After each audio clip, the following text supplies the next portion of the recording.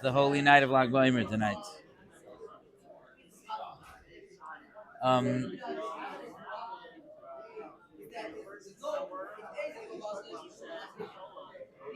okay, we are in Perek Yud Pasuk Yud Gimel. Shaul HaMelech just had Nevuah in fulfillment of the prediction, the Nevuah of Shmuel Navi, which came true exactly the way Shmuel Navi said it would. And Vayechal me his snabois, and he finished having Nevuah. He completed having Nevuah. Vayova Yabama, and he came to the Bama. Now, it's possible that when it says Vayechal his snabois, it means permanently. This was a one-time event in Shaul HaMelech's life that he experienced Nevuah, and now he ceased Nevuah and he went back to his normal scheduled life of being the Melech. If you recall, we explained that the Avodah of a Navi contradicts, in a certain sense, the Avodah of a Melech, and yet HaKadosh Baruch Hu wanted them to have those Hasagas of Nevuah, so HaKadosh Baruch Hu had him have this nevuah as he gets ready to make him to be melech, but it was but vayechala his nabos. And then he's finished his nevuah. Vayavay habama, and he comes to the bama. Now this is a very important thing. What bama? Bama is like a mizbeach. That's not, by the way, it's a mikdash. What bama? You kind of came to what bama? You see a bama here? You do? And the MS is that there was a bama mentioned, if you go all the way back to Pasuk Hey, which in our Seder is like weeks ago, back at Pasuk Hey, when Shmuel is predicting that there are going to be Nevi'im that Shaul is going to meet, if you look at it, it says, the Acher Kain Tova Givasu Elikim, you're going to come to this Givasu Elikim, Kiryas Ya'arim, and Asher Shom Netzive Plishtim, that there's a troop of Plishtim there. We're going to see that troop of Plishtim is going to end up triggering a massive war soon. Things are about to get exciting. When you arrive in the city, you will meet a group of Nevi'im Yordim Mei HaBama, coming down from the Bama. This is very interesting. Now, it doesn't say it here. I thought about this. It doesn't say it here, I believe, because Shaul didn't see that. He didn't see the Nevi'im coming down from the Bama. And over here, we're experiencing it through the eyes of Shaul. But when Shmuel is saying the Nevuah, he knows what happens that you don't see. So he says, you're going to see Nevi'im. I got the scoop. They're coming from the Bama. So it's interesting. They're by the Bama, and they come out and they have Nevuah, and then Shaul has Nevuah, and then he goes to the Bama. And the Malbim points out that contrast, and the Malbim says that these Nevi'im who were experienced, expert Nevi'im, they knew that the way to experience Nevuah is to go serve HaKadosh Baruch Hu. So they went to the Bama, which is a Makom of Avodas Hashem, and they maybe brought karbanas, they were misbayded, misbaynein, mispalel, everything is because it's like going inside, right? They're thoughtful, they're meditating, they're focusing, they're contemplating, and through that, then they come down with their instruments, if you recall, and they have Nevuah. Shaul HaMelech did no such thing. HaKadosh Baruch Hu just gave him Nevuah. It was not Darkei b'Nevuah. It was not his derech. Umi Aviv, right? Remember it says, like, who's his father? His father didn't teach him how to be a Navi. This was not his Avodah Nevuah. So he just had Nevuah without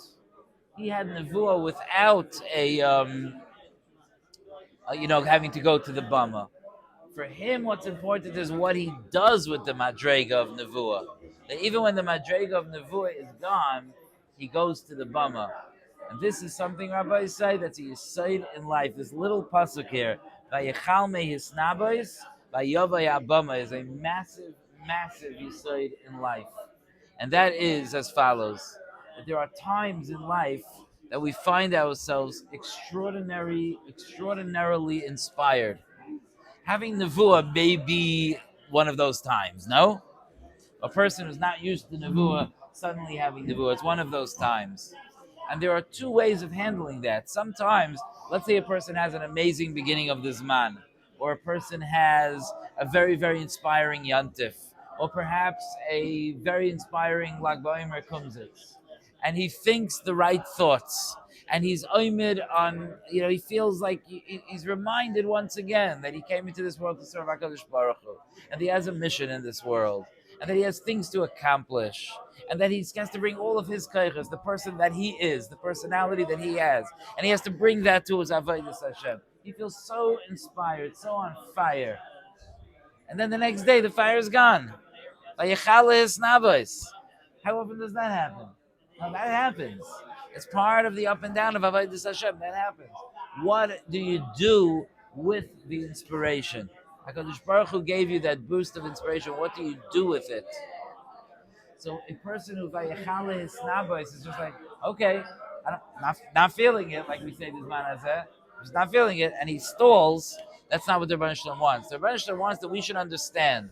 We're not always going to feel the fire. But when we do, we take note of it. And we say, this is what it is. This is the emes. And if this is the emes, I am going to be working towards that emes, whether today I'm feeling that emes or not. It's a little bit of a throwback to the Indian that we discussed about responsibility, about why we learn. I had a conversation with someone today who told me that he told me, he analyzed for me. He told me basically there's two reasons why guys learn. Either they enjoy learning, or they feel like it brings them closer to Hashem. I don't enjoy learning, and I don't feel like it brings me closer to Hashem, so I'm not too into learning. So, okay. I said to him, pretty calmly, like I wasn't trying to go down his throat. I just reflected about myself, and I said, I don't learn because I find the geschmack, and I don't learn because it brings me closer to Hashem. He's like, really? So why do you learn? I said, because I have to. It's a mukhrach. It's my responsibility. When I do that, I feel tremendous satisfaction. It's my responsibility. So that's the vayavai habama. It's to take the aliyah and the inspiration and to make a commitment to march forward with it. How many of us were so inspired in Eretz Yisrael, and then we come back here in Chutz La'aretz? There's a burden that we carry to carry forth one foot after the next, even though we're not feeling the same. Bonfire in Queens can be very inspiring. It's not Miron, It's not even the front yard of Mivaseret. It's Queens, New York. But there's Torah in Queens, New York, Baruch Hashem, and there's yeshiva, and there's Bnei Torah, and if we have to vayechal meyes. Maybe we're not in that being fed as high, Yerushalayim Madregas, but vayavay abama, we show up to the bama. We come to serve HaKadosh Baruch Hu. Vayomer doid Shaul Elav. Shaul's uncle, it's always the uncle, right? Shaul's uncle says to him, the El Naroi, and to his servant. So interesting. It's like a family thing. It's a family thing that they treat their nar as equals. Shaul's father did it. Is he worried about Shaul and his nar? Shaul himself did it. He was very much treated his nar like his equal. And now you see the uncle did it also. He's speaking to Shaul and his nar. And he said to him, he was apparently one of those uncles that's like, what really happened? You know those uncles? What really happened? On halachtem, where did you go? Now, everyone knew that Shaul went to find donkeys. When the uncle of Shaul said on halachtem, it was because he saw his nephew having nevuah. And that was incredibly unusual and shocking. And even though he knew that his nephew was a tzaddik yisayir olam and an unav nifla, but something happened that he had nevuah. Shaul was having nevuah with the Nevi'im. So the suspicious uncle said to Shaul, okay, where did you really go? It's like a guy leaves and says, I'm going to Teaneck for Shabbos, and he comes back black. And you're like, you sure there's not a place in the Caribbean called Teaneck? Right? Like, Analachta, where did you really go? He said, Levakesh I went to look for the donkeys. Vaniraki ayin, and we saw that they're not there. Vanava el Shmuel, so we came to Shmuel to try to find the donkeys. I'm a little bit intrigued from this lashon. I saw that some of the more kabbalistic Sfarim talk about it. I didn't, we're not getting into that, but there's a difference between we didn't see them and we saw that they're not. You know what I mean? There's a difference. Like when you say something's not here, you really have to know it's not here. You say I can't find something; it could be there. It's interesting that they were looking for asainis, and we saw that they weren't, that they were gone, that there was no asainis. It's interesting. And we came to Shmuel. Okay, so the Deutsch Shmuel was not satisfied. He goes, something else happened here. There's something. Please fill me in here. What happened here? Vayomer Deutsch Shmuel, Hagida Noli, please tell me. Ma Omar Lochem Shmuel. What did Shmuel say to you? Shaul said the truth, but he didn't say the whole truth. Shaul says, Vayomer Shaul el Doidai. Shaul said to his uncle, Hagid Higid Lanu. He said to us, he told us, Ki nimtzu ha'asainais, that the donkeys were found. V'es devar ha'melucha lo higid loi. But the fact that Shmuel, Agav, side point, Shmuel mentioned that he was supposed to be the king of Klal Yisrael. Devar ha'melucha lo higid loi. He did not tell his uncle that Shmuel had told him that he's going to become king. Asher Omar Shmuel, that Shmuel had said.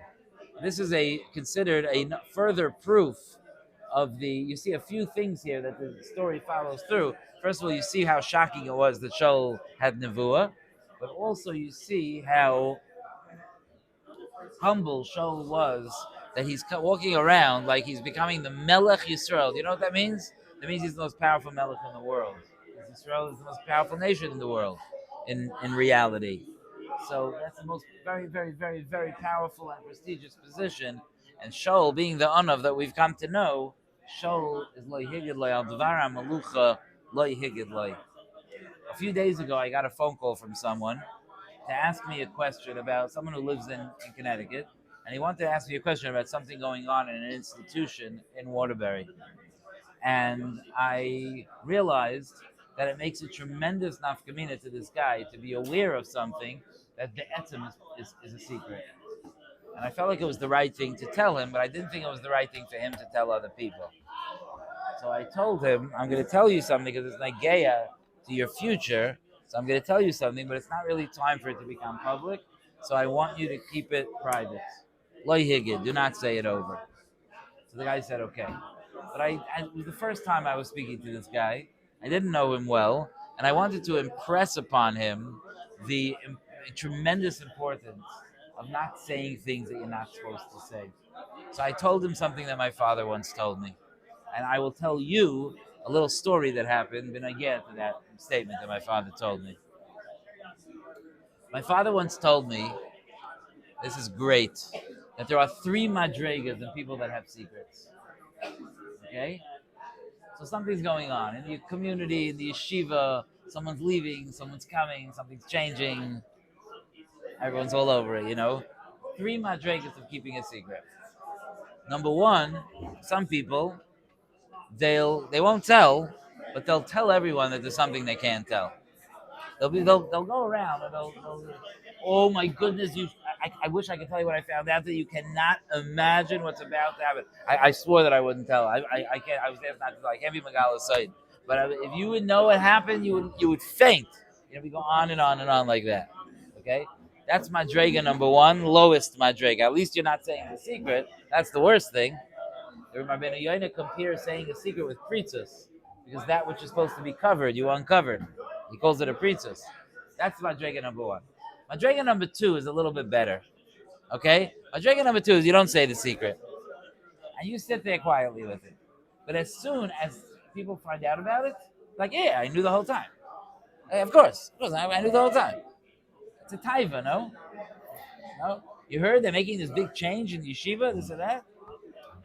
You kidding me? I was there by the first meeting 3 months ago. No? The taiva to do that. That's madrega number 2. But the highest madrega of keeping a secret is that someone comes over to you and says, "You hear? This Rebbe is doing this or whatever, whatever, whatever. This guy's getting engaged, whatever." And you go, "Really? Wow, that's so interesting." Even though you knew the whole time. It's a high madrega. That's the way we're supposed to keep secrets. Okay? Ma'aseh Shahaya. Many years ago, when I was 17, my mother gave birth to a very, very, very sick baby who passed away when she was 5 months old. It was a very sad and difficult time in my family's history. And we were like a Chaim Berlin family. So my father did what anyone in Chaim Berlin would do if he was dealing with such a tzara. He went to speak to the great Rosh Hashiva, to Rav Aaron Schechter. And he told him over the whole story, and he told him all the details, what the doctors are saying, and the prognosis, and this and that, and so on. Now, my father was also close to the other great Rosh Hashiva. He should be well. He should be, to my Rosh Hashiva, Rabbi Yonason David, who lives in Eretz Yisrael.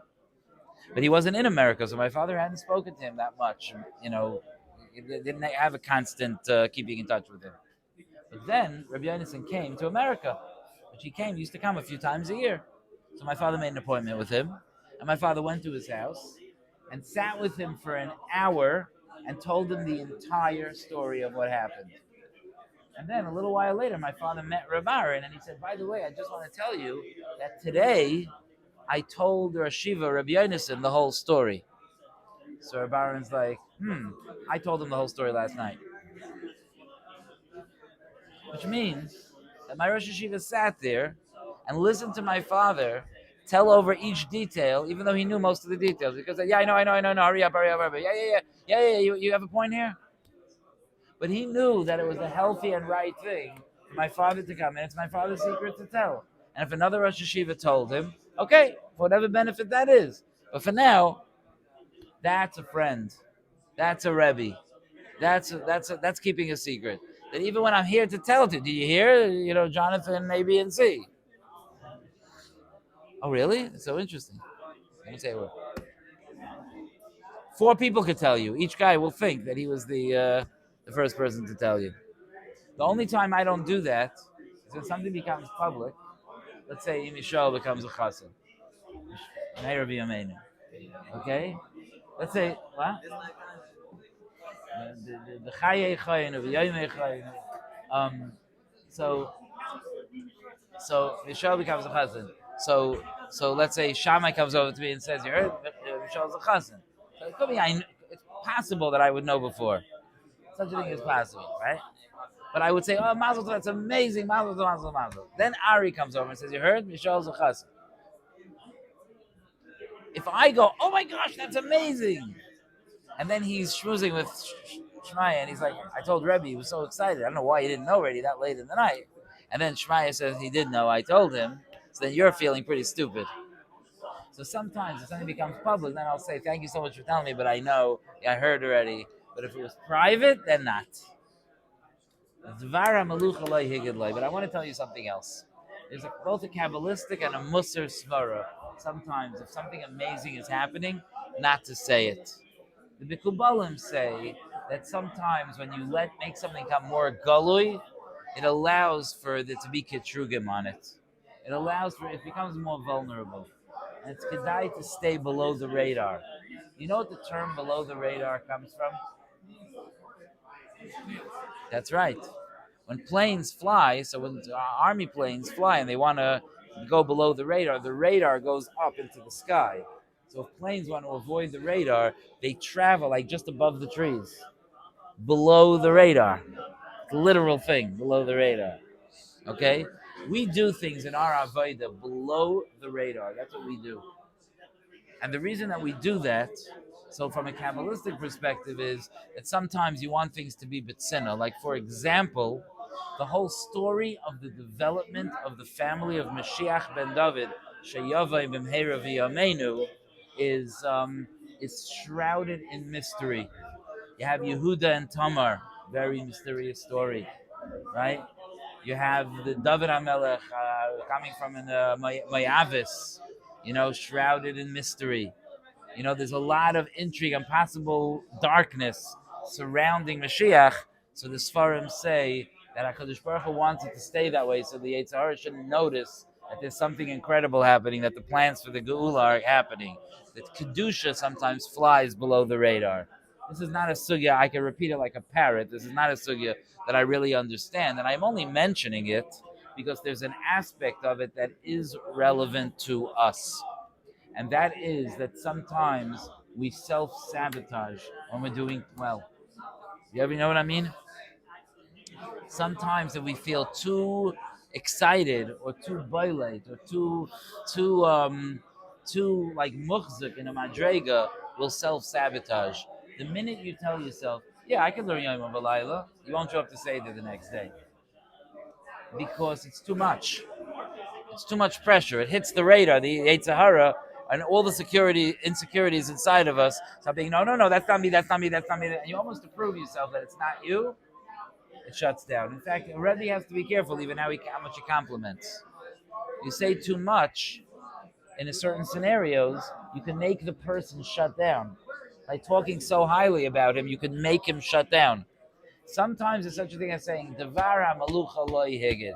I'm doing amazing. I'm not talking about it. I have a tremendous weakness and struggle with this. When I'm working on something, no matter what it is, personal things, whatever it is, I love talking about it. That's how I cope. That's how I manage. I love talking about it. But I know that I'm always more matzliach when I'm quiet, when I'm working on myself privately. I don't mean not to ask someone that I'm asking advice from or something like that, but I mean I'm not telling stories about it. So the stories I tell you today are stuff that happened months ago. The stuff that's going on now, that's not stuff I could say because my own avoda needs to be my avoda. Once you start saying it, it leaves it open to attack. The Yetzer Hara attacks, the vulnerable parts of me and insecurities attack. So this is a very smart thing the Mefarshim point out. Is Devar Hamalucha Loi Higid Loi. We're going to stop here for now. And Be'ezer Hashem next time, we're getting a little close to the summer here. Oh, next Thursday night, I have my nephew's chasana.